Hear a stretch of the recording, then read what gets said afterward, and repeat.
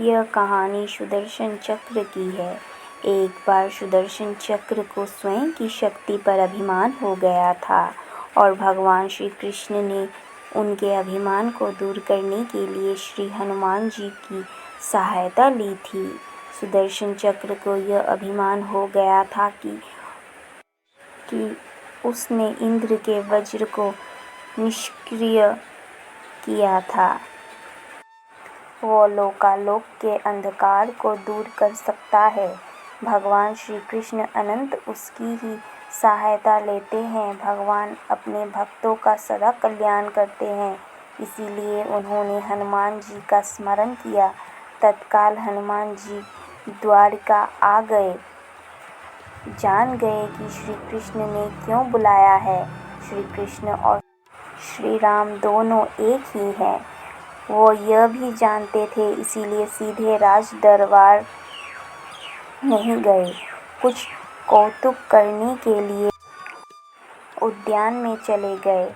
वृक्षों पर लगे फल तोड़ने लगे। कुछ खाए, कुछ फेंक दिए। वृक्षों को उखाड़ फेंका, कुछ को तोड़ डाला था। वाटिका को वीरान बना दिया। फल तोड़ना और फेंक देना हनुमान जी का मकसद नहीं था। वो तो श्री कृष्ण के संकेत से कौतुक कर रहे थे।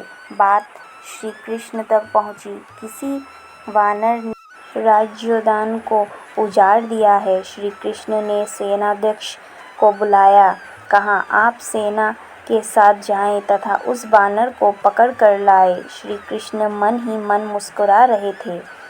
सेनाध्यक्ष सेना सहित तत्काल वाटिका पहुँचे तथा उन्होंने हनुमान जी को ललकार कर कहा, बाग क्यों उजाड़ रहे हो, फल क्यों तोड़ रहे हो, चलो तुम्हें श्री कृष्ण बुला रहे हैं। हनुमान जी ने सेनाध्यक्ष से कहा, मैं किसी कृष्ण को नहीं जानता, मैं तो श्री राम का सेवक हूँ। जाओ कह दो मैं नहीं आऊँगा। सेनाध्यक्ष क्रोधित होकर बोले, तुम नहीं चलोगे तो मैं तुम्हें पकड़कर ले जाऊँगा। हनुमान जी ने सेनाध्यक्ष को पूंछ में दबोच कर दूर राजमहल की तरफ फेंक दिया। सेनाध्यक्ष ने दरबार में पहुंचकर भगवान को बताया, वो कोई साधारण वानर नहीं है, मैं उसे पकड़कर नहीं ला सकता।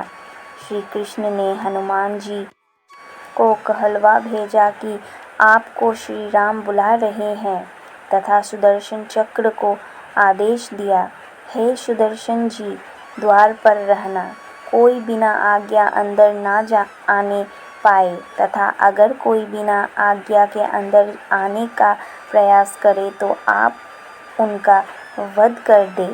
श्री कृष्ण समझते थे कि श्री राम का संदेश सुनकर तो हनुमान जी एक पल भी रुक नहीं सकते। दरबार के द्वार पर सुदर्शन ने उन्हें रोक कर कहा, बिना आज्ञा अंदर जाने की मनाही है। जब श्री राम बुला रहे हो तो हनुमान जी विलंब सहन नहीं कर सकते।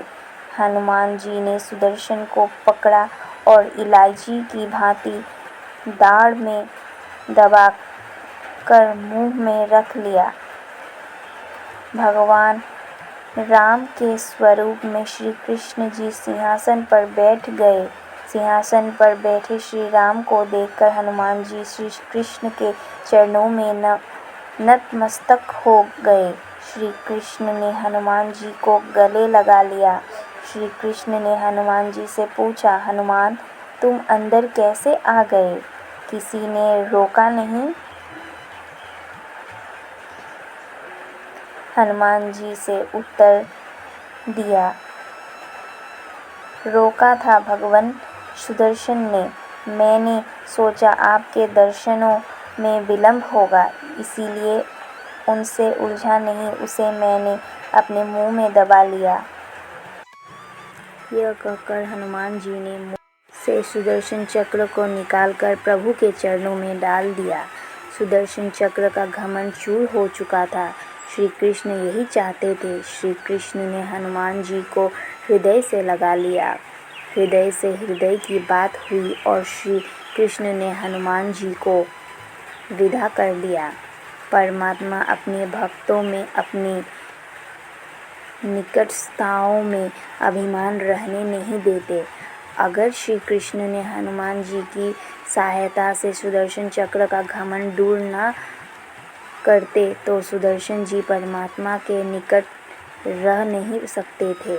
परमात्मा के निकट रह ही वो सकता है जो मैं से रहित होकर ना मैं जान लेते हैं, अर्थात नमः को जान जाता है। नमः का अर्थ है कि मैं कुछ नहीं हूँ वरन परमेश्वर ही सर्वत्र है तथा उन्हीं परमेश्वर को मैं बार बार नमन करता हूँ। अर्थात भक्ति मार्ग का पहला कदम है अहम और अभिमान रहित जीवन है। भाइयों बहनों तथा मेरे प्रिय भक्तजनों, अगर आपको मेरा यह कहानी पसंद आया हो तो प्लीज़ इसे लाइक करें और कमेंट करके बताएं कि यह कहानी आपको कैसी लगी। साथ ही सब्सक्राइब करें मेरे चैनल भक्ति सागर 93 को। आपके लाइक्स, आपके कमेंट एंड आपके सब्सक्रिप्शंस मेरे लिए बहुत ही महत्वपूर्ण हैं। धन्यवाद।